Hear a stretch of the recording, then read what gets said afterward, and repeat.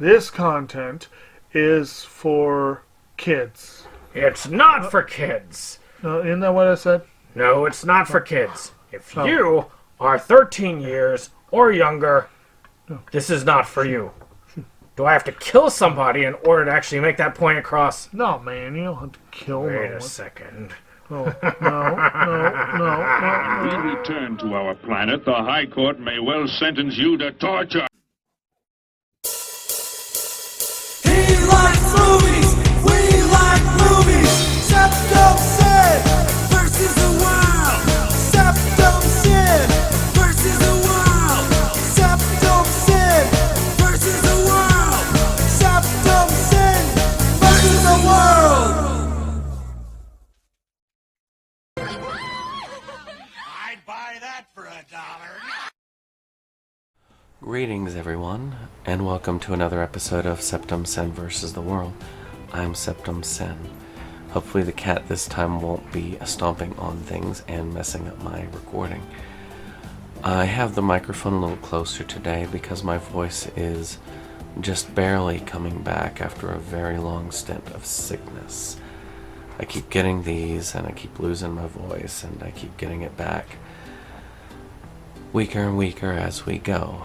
My hope is to get DV7 filmed before it goes completely. But I also have these because I need to get these done. I want to get the letter S out. So I'm going to be filming these 5 pickups that you'll be seeing. But you'll be seeing mostly this for the next 5 weeks in April. So it should be there. So we're going to look at these and we're going to try our best to get them filmed. So let's start off with The Steam Engineers of Oz. Now this is a animated film. If you want more in depth about it, you should check out the review that Dane did in Danejurous Arts in Oztober. It has the likelihoods of Ron Perlman and William Shatner in it voice-wise. It also has an interesting concept of being more of a steampunk version of Wizard of Oz, and I do like that concept. I like steampunk in general. I think it's just it's a cool aesthetic. It really is. Yeah, I'm trying to get it to where it works here. Alright. Next is this documentary, The State of Texas versus Melissa. Now this is a documentary about an individual who's been sentenced to death in the state of Texas for murdering their child, but there's a lot of potential doubt in this. So we're looking at this as her final appeal. I'm not going to tell you how this went. You can just look that up if you want. But it is a very good documentary. I want to say it's either an Oscar nominee or an Oscar winner, but well worth your time if you haven't checked it out.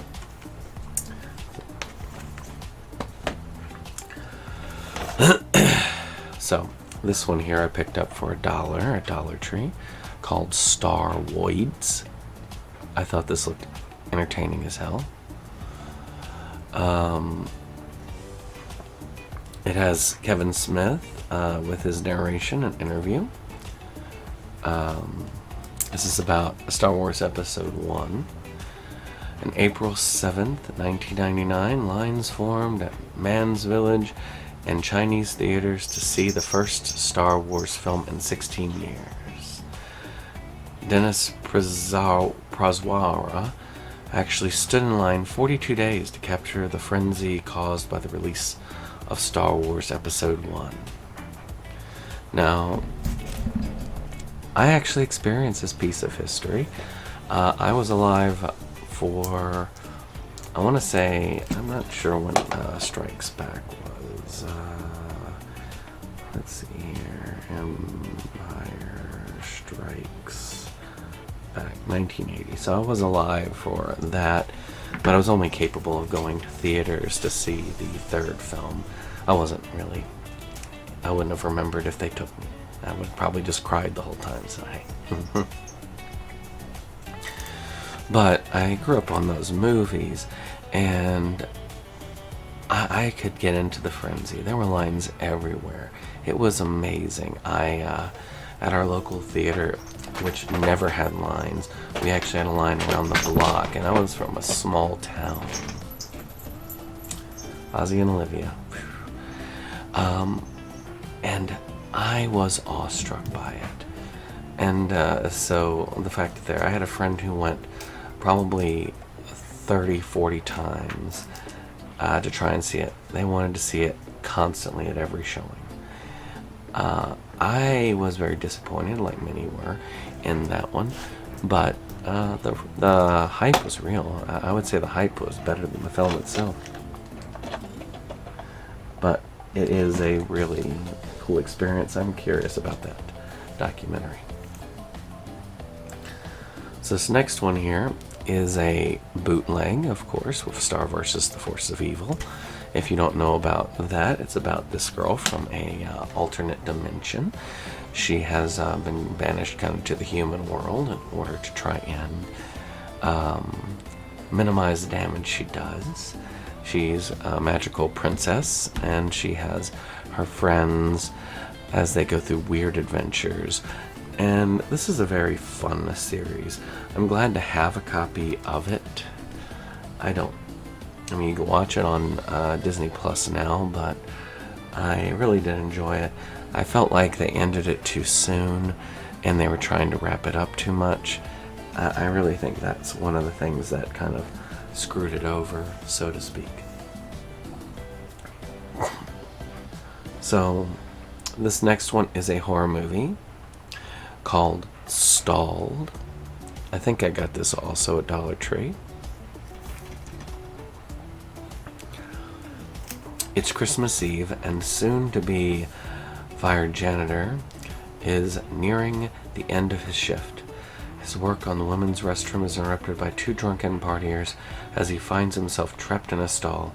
Just as the girls are about to make out, in a flash, one turns into a zombie and launches at the other girl, tearing her apart. He is trapped as more and more zombies enter the restroom. He is not alone, though, as Evie, the office hottie, is 2 stalls down.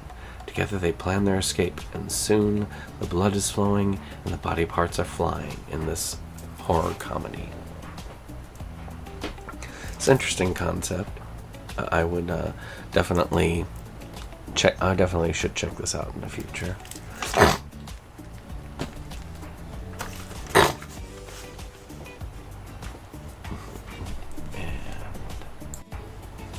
Alright, this next one is one that was a part of the Inside Movies Galore episode called the St. Francisville Experiment. We were trying to do films that actually frightened us, and this was Dave's, and I was very curious, like, what could have frightened Dave? But apparently it was something frightened him a long time ago, because it wasn't really that scary. But you see, 4 people: a psychic, ghost hunter, a filmmaker, and a historian, all trained in the paranormal and equipped with cameras, agreed to spend the night in a house rumored to be haunted. So, found footage film. I need to watch it again. I'm not sure. Okay. So, next up is we have Spy Family, Code White. This is the movie. We also have Spy Family Season 2. I have shown off Season 1 previously. For those who are not in the know, Spy Family is about Lloyd Archer, who is a super secret spy, and he has been tasked to infiltrate as a family man. Ends up adopting a psychic girl. He doesn't know she's psychic, named Anya, but Anya is much younger than she says she is, which can cause trouble. And of course, there is his wife, who she also marries for cover, and she is an assassin for the very country that he's infiltrating. Of course, none of them know each other's secrets, and the dog is a psychic dog that you find out later. It's in general, a very fun series. If you haven't checked it out, you should. I've not seen the movie, but I have seen the first 2 seasons, and they are really good. This next one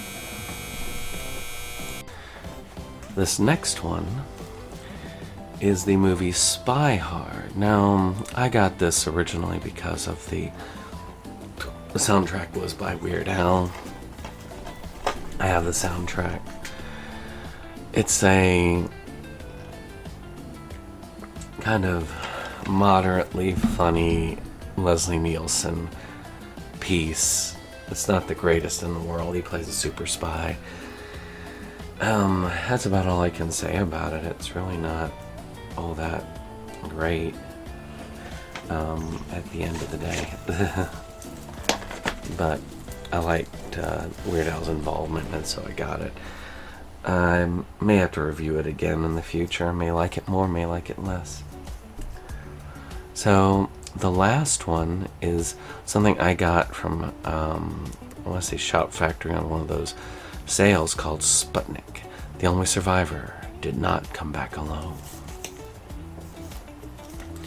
Due to her controversial methods, Tatiana, a young doctor, is on the precipice of losing her medical license.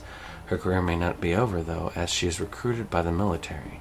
She is brought to a secure science facility to assess a very special case, that of a cosmonaut who survived a mysterious space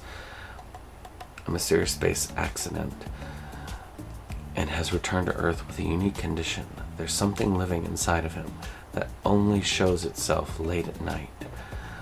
The military has nefarious plans for it. Tatiana wants to stop it from killing, and the creature itself thrives on destruction. Now this was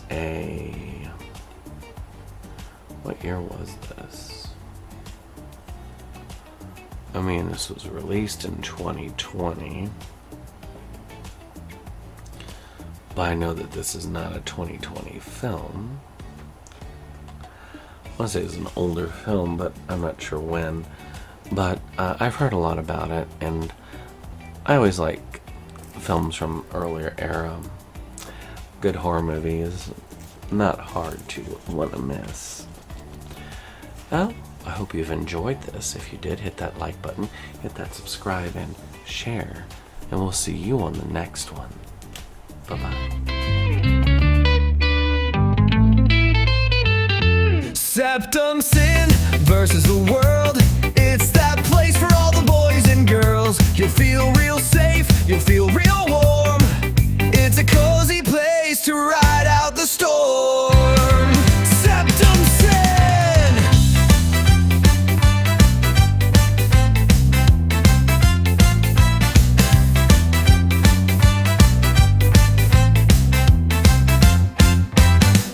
SeptumSin and his best boy Jake